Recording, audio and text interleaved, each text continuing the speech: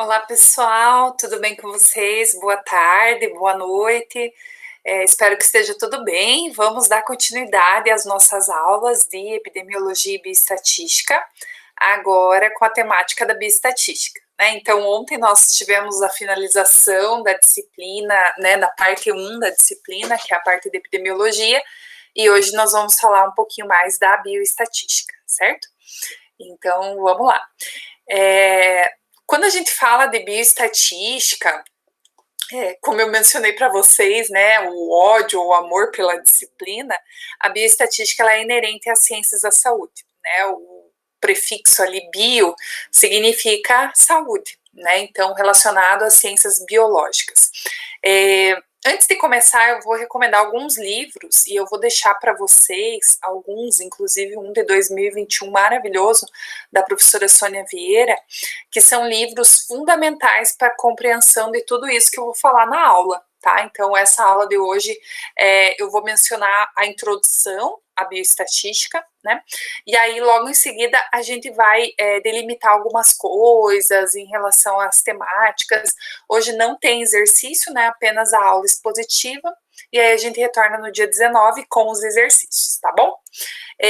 Quando a gente pensa em estatística, eu tentei propor algumas questões para vocês, né, nas próximas aulas, nas próximas 4 aulas de bioestatística que a gente vai ter. Tá? Então, a primeira seria oferecer os conceitos básicos para os testes mais frequentemente utilizados na pesquisa em saúde pública. Nós vamos determinar conceitos essenciais em estatísticas relacionados às ciências da saúde, né? Os testes, o que são os testes e como conduzir os testes, quando utilizá-los e as condições mínimas para aplicar esses testes, tá? E aí, a bioestatística, ela vem junto com a epidemiologia, pensando num objetivo comum, que é a descrição da população. Tá? E aí eu vou descrever essa população vai ser heterogênea ou homogênea, dependendo da situação ali, né, que eu vou encontrar. E além disso, eu vou fazer inferências. O que são as tais inferências? São os testes de hipóteses, né? Então eu vou associar determinados dados. Aí vai ter alguém que vai perguntar assim: ah, mas professora, eu só vou poder associar em um estudo caso-controle? Não, né? Às vezes, num estudo transversal, eu vou poder, dependendo dos meus objetivos, comparar, por exemplo, os fumantes e os não fumantes, os praticantes de atividade física e os não praticantes de atividade física, e assim sucessivamente. Então, depende do objetivo da minha pesquisa também. Né? Então, a estatística a gente vê no nosso dia a dia. Vejam bem, aqui tem uma propaganda, né, de política, né, falando justamente de uma pesquisa eleitoral, tá? Então, aqui nós temos o candidato do PSDB, o outro candidato do MDB e do PT e sucessivamente. Né? Vejam que aqui esse candidato está 22%, né, na frente.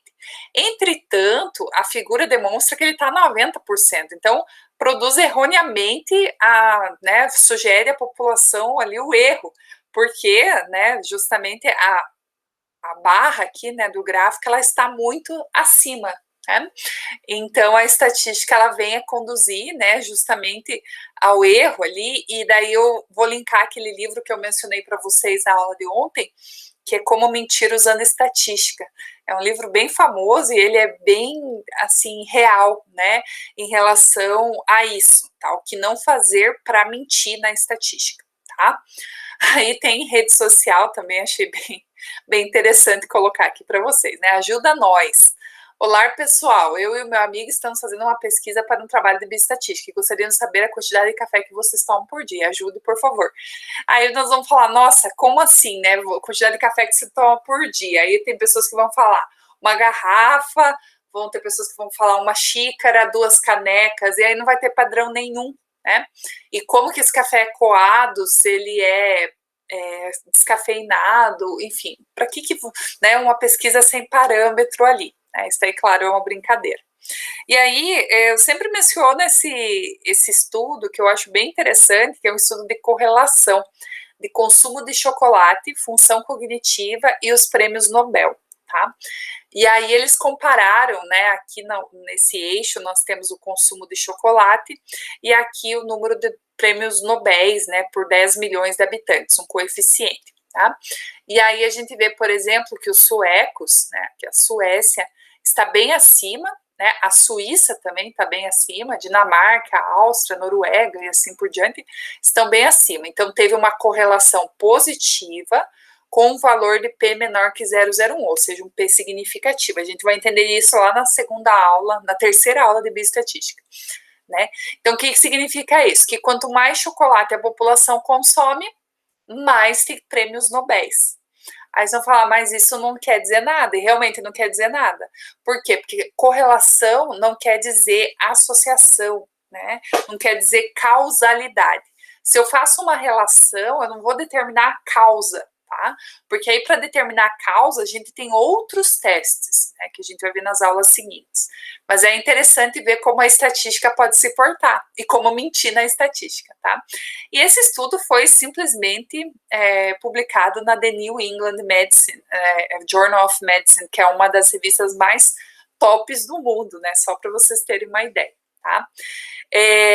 Existem duas formas de fazer estatística, né?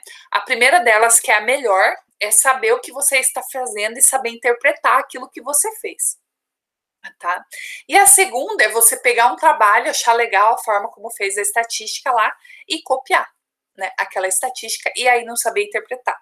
Claro que a primeira delas é a melhor, né? Então, se você sabe aquilo que você faz, você sabe onde vai chegar, vai saber interpretar e isso é muito bom, tá?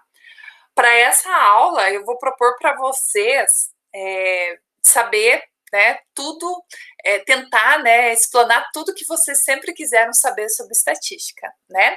Ou quase tudo, porque afinal de contas o nosso tempo não é muito grande na disciplina, mas é interessante vocês questionarem, tá? Então, vocês, qualquer dúvida, vocês podem entrar em contato, tá? Então, vamos começar. Na nossa disciplina, a primeira parte é a sumarização dos dados, ou seja, como que a gente pode descrever a distribuição de um dado ou de uma variável numa população, de forma a fornecer esse parâmetro populacional. E aí, existem dados e dados, tá? Inclusive, o nosso exercício da próxima aula é sobre isso, né? Então, a gente vai pegar uma planilha lá e vai sumarizar esses dados. E aí, para sumarizar, a gente tem que entender o que são dados e o que são variáveis, tá? Então, aqui nós temos um problema, né? Um profissional de saúde quer saber a opinião de seus pacientes sobre a qualidade do seu atendimento, né? O que são dados e o que são variáveis a partir dessa situação? Os dados, eles são os valores, né? São os números ali. Um exemplo, né? Então, ele quer saber a opinião dos pacientes sobre a qualidade do atendimento. Então, um exemplo, dar a nota ao serviço de agendamento, dar a nota na qualidade do espaço físico, materiais, instrumentos de avaliação que o profissional utilizou, etc. As variáveis, né, são aquelas características da população. E aí elas podem assumir diferentes unidades, inclusive qualitativas, tá? Lembrando que na bioestatística a gente trabalha apenas com números, né? Mas a parte qualitativa também pode ser mensurada a partir das variáveis. Então, ali o exemplo seria a opinião dos pacientes e deixar uma pergunta em aberto, né? Então, eles vão escrever a opinião deles, tá? E aí, nas variáveis, agora começa a complicar, né? Então, pega o caderninho ali para anotar. Nas variáveis, nós temos as variáveis numéricas ou quantitativas e as variáveis categóricas ou qualitativas, né? As quantitativas, elas são descritas, né? Então, elas são duas formas: quantitativa discreta e quantitativa contínua, tá? A discreta seria um número inteiro, sem vírgula, tá? Isso é bem importante porque alguns testes a gente só vai trabalhar com variável discreta e aí nós não usamos média, nós usamos mediana na estatística, tá? Então, isso mais para frente. Exemplo de discreta, número de filhos. Então, a pessoa vai falar um filho, dois filhos, zero filhos, não tem filhos, três, quatro, não vai falar 3,5, 2,5, né? É o número inteiro. O número de pessoas na casa, o número de cigarros que fuma por dia, o número de medicamentos que administra, né? Então, isso daí é a variável discreta. A variável contínua é aquele número com vírgula. tá? E aqui tem um exemplo clássico, IMC. Peso, altura são sempre números quebrados, né? 19,52, 27,65 e assim por diante. Tá? Então, essas são variáveis quantitativas ou numéricas contínuas, que tem número com vírgula. As categóricas ou qualitativas, elas são de duas formas.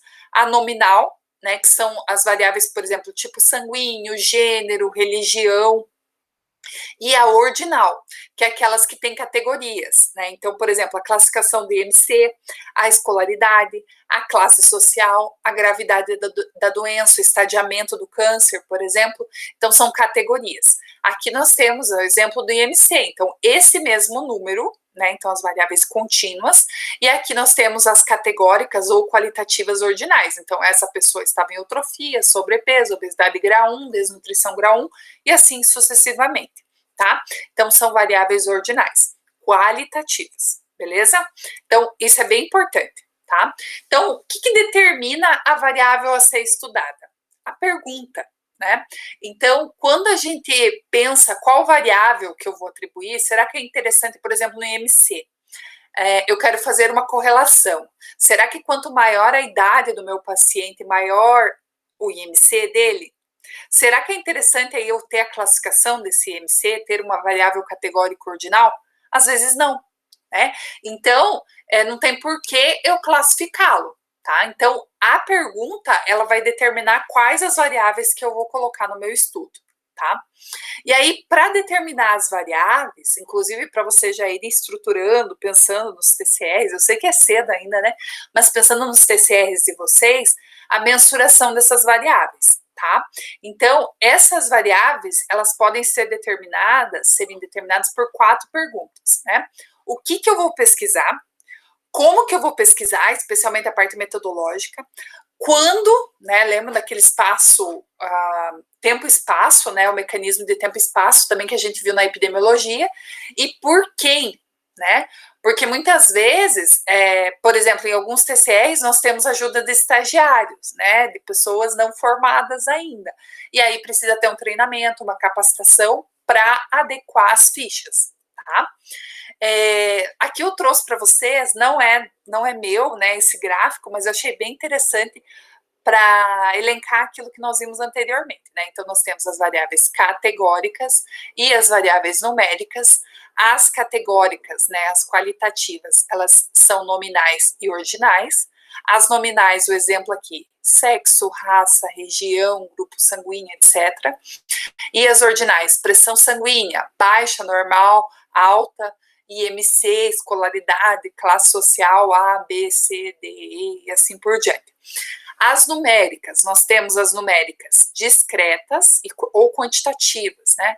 Discreta, que é contagem, é o número exato sem vírgula, né? Número de acidentes, número de filhos, número de medicamentos, número de doenças que a pessoa possui. E contínuas, que tem mensuração, que tem vírgula. Peso, altura, pressão sanguínea e assim por diante. Né? Então, seriam alternativas ali, as vírgulas, tá? Então, por exemplo, até os exames laboratoriais, né, os valores dos exames laboratoriais são dados, né, são variáveis numéricas contínuas, certo? Eu coloquei hashtag fica a dica para não se estressar, coletar apenas as variáveis que vão ser utilizadas no trabalho, senão vocês vão ficar igual esses emojis ali, né, explodindo a cabeça, porque realmente, quando a gente fala de bioestatística e a pessoa tem uma planilha ali que tem 300 colunas, e aí a pessoa não sabe qual relacionar com o que, fica bem complicado. Então, só coletar aquilo que vai ser utilizado e que tem significância, né, que vai fazer parte da estatística. Tá? E aí tem uma diferença bem importante em termos de estatística, que é o uso de questionários e o uso de entrevistas. Tá? Qual que é a diferença do tal do questionário para a entrevista? Então, os questionários, eles são economicamente mais viáveis, vamos dizer assim, para o pesquisador, porque o participante da pesquisa vai responder sozinho.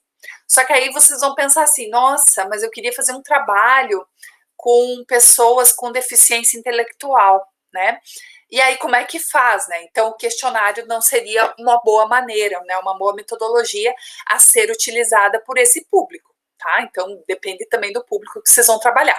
Então, como eu disse, é econômico, porque você vai ter uma redução de pessoal, a pessoa que vai estar fazendo, né, a pessoa que vai estar sendo entrevistada vai assinalar ali as questões, vai ter uma uniformização, né, que é a redução da interação entre o entrevistado e o entrevistador.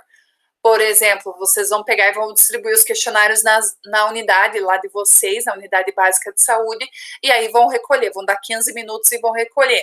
Então, justamente essa redução da interação também pode ser um ponto a favor. E o anonimato, né? Então, o pesquisador ele não vai conhecer o pesquisado efetivamente, né? Então, vai encorajar as respostas a serem mais honestas a questões mais sensíveis. Especialmente, agora eu vou puxar a sardinha para minha área, especialmente na área de nutrição, né? Que muitas vezes a pessoa vai ficar acuada ali de falar que comeu, sei lá, uma barra de chocolate durante o dia, porque a nutricionista vai julgar. Então, não é bem assim. No questionário tem essa situação, né? Que é bem bacana, tá? A coleta de dados. Quando a gente pensa em coleta de dados, né, já colocando a estatística ali, né, na nossa visão, nós precisamos de fichas padronizadas, né, então fichas ali de repente com formato computadorizado, né, que não seja escrito na mão, isso é difícil hoje em dia, né, mas pode ser que ocorra, que sejam fichas completas e claras, né, com uma situação bem clara ali de como vai ser a uniformização desses dados, tá?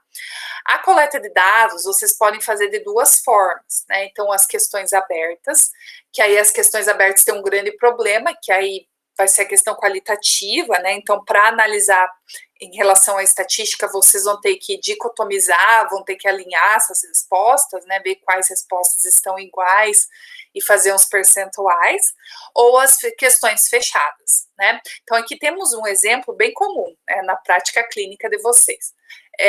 Em que situações que há piora da dor? Aí a pessoa vai falar, então, a minha dor piora quando eu vou na casa da minha filha, e lá a cadeira não é muito adequada à minha coluna, e aí eu fico sentada por 2 horas, e aí ela traz a minha netinha, e eu pego ela no colo, e piora a dor. Daí a pessoa vai dialogar, vai fazer toda uma história ali, né? Então, veja, isso é uma questão aberta. Na questão fechada, né, em que situações a piora da dor? Sentado, em pé ou deitado, né? E você vai só ticar, tá?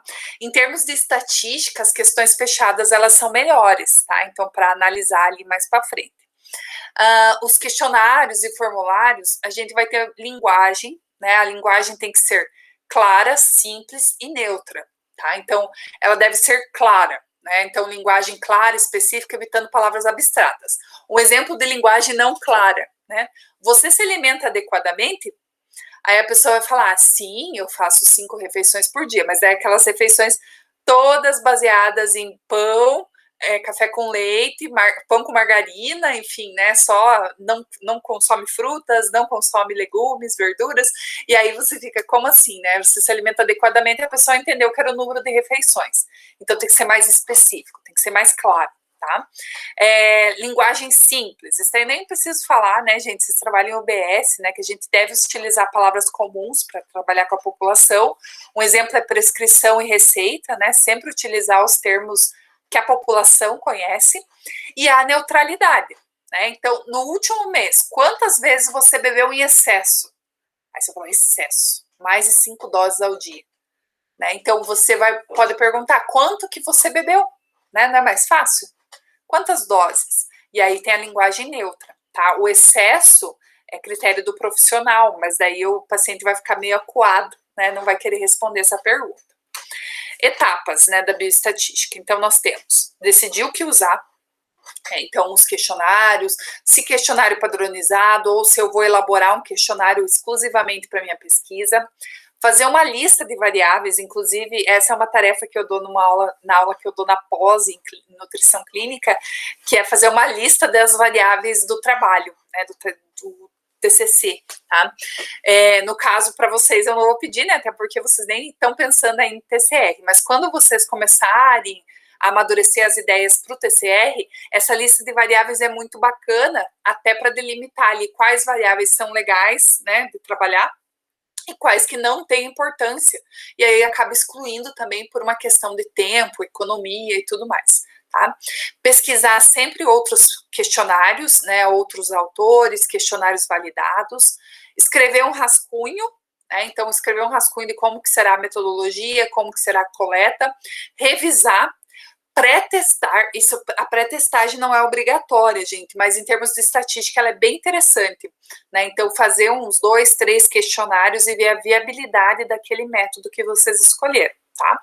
Corrigir, se caso houver algum erro, né, e pré-codificar. O que significa esse pré-codificar? Então, por exemplo, lá o IMC, eu vou classificar as pessoas, então, 1 vai ser desnutrição, 2, eutrofia, 3, sobrepeso e 4, obesidade, por exemplo. Então, esses são os códigos e que vão ser trabalhados lá no Excel, né, quando vocês forem fazer as planilhas, tá? A coleta de dados, então, os códigos numéricos ou alfabéticos, eles facilitam a tabulação, inclusive alguns programas, eu trabalho, por exemplo, com a SPSS, ele não lê, né, se for palavra, ele lê só números. Então, aqui, por exemplo, nós temos o caso da etnia, né, então, 1 seria branca, 2 negra, 3 amarela e assim por diante. Então, os códigos, eles são interessantes para padronizar essa coleta e também para diminuir tempo, né, gente? Pensa na frente da tela, você vai escrevendo, né? Em vez de você escrever a palavra, você vai usar números. Tá? Então, seria bem interessante. Para codificar, eu sempre falo que antes da digitação, você já pré-codifica, né? Então, o ideal seria antes de começar a digitar paciente por paciente ali, tá? Categorizar as perguntas abertas e também ter um código para sem informação. Normalmente a gente usa ou não ter nada na linha, né? Então ficar em aberto, ou 7777, né? 47, 7777, né? Então o código para sem informação, aquela pergunta que não foi respondida, tá? Para digitar os dados, né, na estatística, nós temos os bancos de dados, né, que os bancos de dados, aqueles que eu mencionei para vocês na aula de ontem, tem bancos de dados públicos, tá? Análise e com recursos gráficos. Então, aqui eu trouxe alguns deles, né? Então, o software, o Microsoft Excel, nós vamos trabalhar, então vai ser o nosso software que a gente vai trabalhar na residência. O EpiInfo 6.10 e o EpiInfo 2000, que é bem aplicado na epidemiologia, bem utilizado para grandes populações. O SPSS, que é utilizado muito nas ciências da saúde, e o Stata, que é a base de algoritmos, né? Então, algoritmos bem específicos ali da computação, tá? Então, esses são alguns programas, e o que a gente vai trabalhar, né, como todo mundo tem acesso, é o Excel, tá? E aí, gente, para dar uma dimensão, né, da nossa bioestatística, né, e já para indo para a parte final da nossa aula gravada, tem algumas questões. Então, primeiro é a apresentação dos dados, né? Então, a apresentação dos dados em tabelas. Como que a gente faz tabela, né? Então, a tabela, ela tem que ser explicativa por si só, não precisa de um texto explicando, né? Apesar que os artigos, eles falam que tem que referenciar as tabelas, né? Mas aí a tabela, né, nós temos as condições para realização do exercício físico, então aqui nós temos as pessoas conveniadas e não conveniadas, e o valor de P, né, que eles fizeram a associação ali dos dados. Então, acompanhamento profissional, sim e não, faz aquecimento, sim e não, faz alongamento antes do exercício e após o exercício, antes e depois ou nunca. A motivação do exercício, melhorar a saúde, lazer, gosta de fazer exercício, aqui é outra pergunta, né? Gosta de fazer exercício sim e não. Então, autoexplicativa, né? Então, são questões simples. Aqui nós temos o N, né? O número amostral e o percentual, então é fácil de interpretar, tá? Essa tabela só tem um erro, né? Aqui o percentual não precisaria aparecer aqui todas as linhas, ou percentual, né? Então, o símbolo de percentual. Justamente porque aqui em cima já tem a legenda, né, de percentual, então não precisaria aparecer, tá? Outro modo de apresentar tabela, né, então aqui nós temos o N e o percentual, sem o percentual, né, então aqui é uma tabela bem simples, né, falando de cuidador, do sexo feminino, masculino, a idade média, né, então média e desvio padrão, mediana, mínimo e máximo, grau de parentesco, tempo de atividade como cuidador em meses, né, média e desvio padrão, mediana, mínimo e máximo, o sujeito que recebe o cuidado, sexo feminino e masculino, a média de idade, média, desvio padrão, mediana, mínimo e máximo, né? Então, esse também é uma forma de fazer, né, a caracterização ali da amostra, tá? Outro modo de apresentar tabelas, aqui nós temos dados de um estudo de antes e depois, né, um estudo longitudinal. Então, no início e no final, né, a partir daquele questionário de qualidade de vida, né?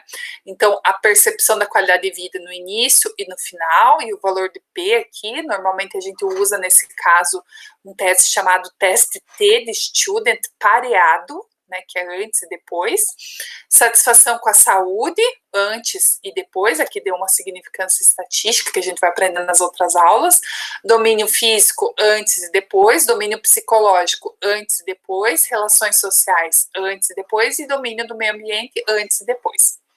Certo? E essa apresentação, essa tabela também é bem bacana, né, porque tipo, dá para você notar, né, os achados ali.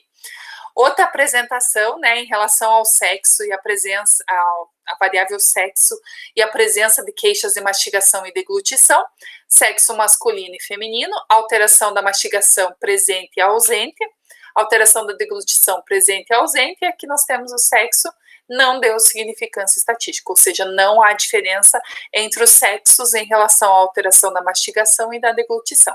Esse é só para vocês entenderem. Essa tabela está mal redigida, né? Não sei se vocês conseguem pensar, mas prestar atenção aqui, né? Mas olha só, as palavras, né, ficaram cortadas aqui, as sílabas, enfim. Para quem é perfeccionista, fica meio. Aqui o P valor, ó, tá em itálico, aqui não tá, então não tá muito bacana, né, a apresentação dessa tabela.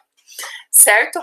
Pessoal, por hoje é só, né? Então, essa aula é mais breve do que a anterior, né? Então, do que as anteriores, mas espero que vocês tenham aprendido, espero que vocês tenham gostado dessa primeira parte da bioestatística.